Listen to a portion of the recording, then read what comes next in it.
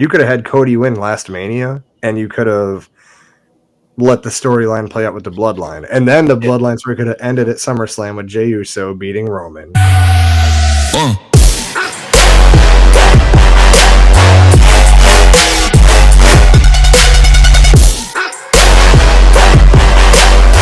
The Wrestling Podcast. I am Lucky, joined by MVP. If you're new to the channel, be sure to subscribe. We drop a bunch of content every week. This week, we're not doing a top 5. We're doing I guess we would rank Roman Reigns' title reign legacy. Not as far as his legacy of this title. We're going to rank it and see what we think of it. So, we ready to dive into this or what? Yeah. So, I wrote some notes down that I wanted to bring to your attention because we have not talked about this prior to this episode. Nope. I feel WWE booked themselves into a corner with this title reign. Hear me out why. Because you have him going to Mania to lose to Cody and all that, but right now it's just stalled. Like we have nothing to watch because we're just waiting for Mania to happen. Mm-hmm. Now, I do know that they said they're doing this on purpose. They are having him off TV, not defending, because they want people to hate him so much that when it comes time for Mania, they're just going to pop huge for Cody.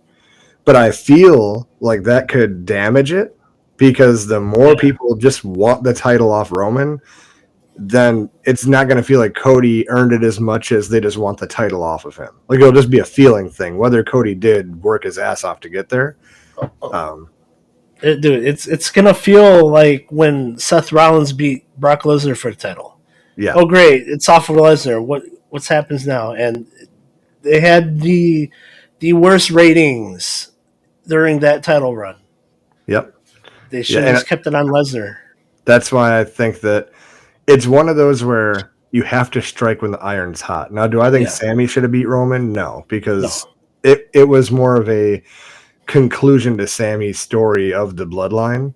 Yeah. Now, I'm crazy. Call me crazy. But I feel you should have just struck with Jey Uso. You should have had him beat him.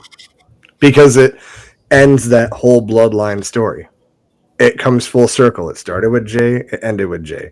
Because everyone was ready that time. They're like, oh, yeah, we want Jey to win. Let Jey win. Then he doesn't. And that's the last title defense we had until LA Knight recently. Yeah. So it's like if you're not going to have him at least right now, starting Survivor Series, move right after that. Roman can defend at every pay-per-view. Well, I don't think he's even scheduled to be at Rumble. I don't think so either. So it's one of those where you need to defend every pay-per-view until Mania to make it feel like and do it clean. No interferences, you know. I know what WWE is trying to do, but I feel like it's damaging it to a point where, okay, people just want him to lose, you know. Mm-hmm. And, you know, I do know that his schedule is off because I think they did say he has like lingering leukemia issues, you know, scar tissue and all that stuff, which I get. But, I mean, if you're the guy, like, you got to be there. Even if you're just dropping promos and not doing ring work, you got to be there. And you're not there, so... Now I'm gonna go off on when you said they're doing this on purpose to make him when he loses the title. Oh, we want to get. I mean, you can do that with him actually defending titles in the process. Like, so all right, this past one, LA Knight, when you had Jey Uso put his foot on the rope, it's like okay, yeah. Stuff like that, like, you know, Solo being involved in Cody's match, like, oh, I want to lose his title now. So I mean, him winning cleanly, he's a heel. I don't think it's needed, and to get that heat, I do think shenanigans needs to happen in his title defenses. Now, as far as legacy goes, so this title reign started August 2020. Yep. Now in 2020, starting from August, he's had 5 title defenses. The next year in 2021, he's had 13. So every pay-per-view. During that time, So, so what is he at right now? He's in. It's a little over 1,170 days. Okay, so it's obviously going to be up there with like the greatest reigns of all time just by number alone. Mhm. But I feel like the beginning of his title reign couldn't have happened at a better time, especially because the state of the world at the time definitely gave the world something to look forward to watching and he delivered because Yeah, he was definitely on his game. He just had Paul Heyman added to his team, and then he did storylines with his own family. great stories too. Great stories.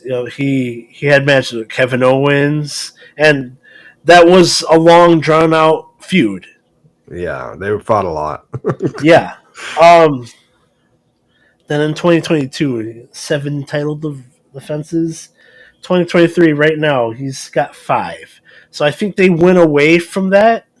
I mean, you said it's health issues. If that's the case, okay. But I kind of feel like, the very least, he's got to show up. He doesn't even show up. Yep. Yeah, I mean, when you're looking at long reigns, right? So he's a little over 1,170. Hogan was 1,474. Bob Backlund, 2,135. Yeah. Bruno Sammartino had 2 runs, one at 1,237 days and one at 2,803 days. Now, title defenses comparison. Bruno, in both of his reigns together, Mm-hmm. 1,237 days and 2,803 days, he defended 662 times. Oh my goodness.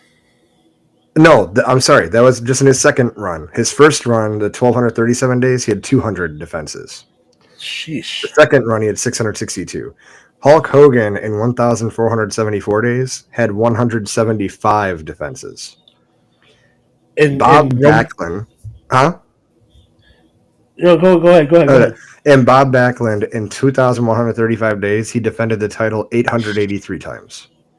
Do you want to know Roman Reigns' title defenses now? That's what I was getting to. Please lay it 30. on. 30. 30. 30. So it's not making the belt prestigious. No. And I think that the bloodline angle, 10 of 10.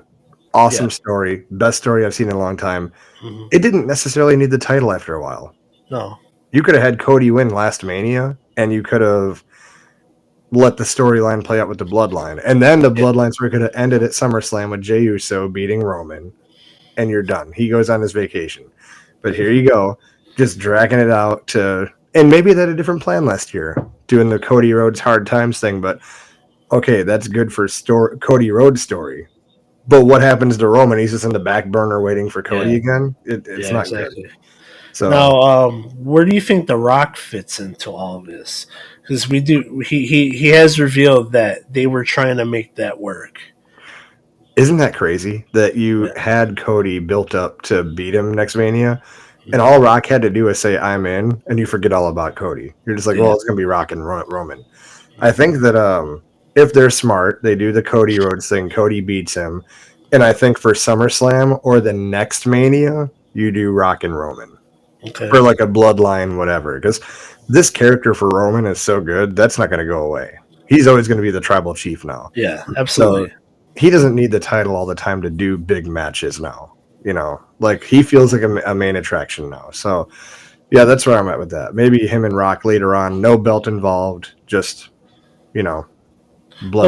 Here's the thing though. So he's barely on TV. You don't. It's like you don't know what the belt looks like anymore.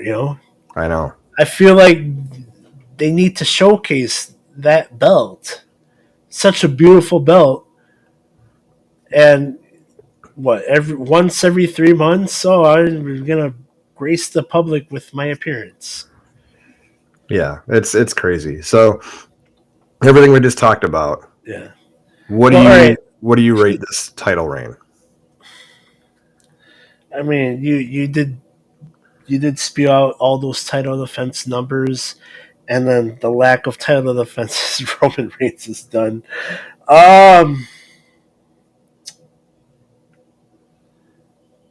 All right, so that was Backlund, Hogan, and San Martino. Yep. I'll rate him number 5. So 5 of 5 Yeah, of the reigns, right? Yeah. So yeah, same with me. I mean, I don't feel that the legacy of this run is going to be memorable for a legacy standpoint. Like you said, yeah. this is going to be a number on a screen that he held it for that long. Mhm. WWE kind of dropped the ball with this title reign to make the legacy of it like memorable Yeah, because he didn't defend a lot. He wasn't there a lot. And it's kind of crazy that everyone he beats, it feels like their story and he's the secondary to it. Like you're just the boss they got to beat. Like yeah, you are the champion. You should feel like the main story, and these guys are just coming and going because they can't beat you. And if you're that much of a monster, you're the tribal chief and all that, and you ain't scared of nothing, you shouldn't have any interference at all. You should just win clean every time. yeah, Couple exceptions, like the Cody one, I get it, Mania, if you want to drag it out. But like LA Knight, as over as he is, do you really need help beating LA Knight? You're the tribal chief. yeah. Like you shouldn't need help to beat him, you know. But yeah, story, bloodline story, 10 of 10. But this legacy reign, yeah, it's low. So Cody Cody finishes his story. Where do you go from there with Roman?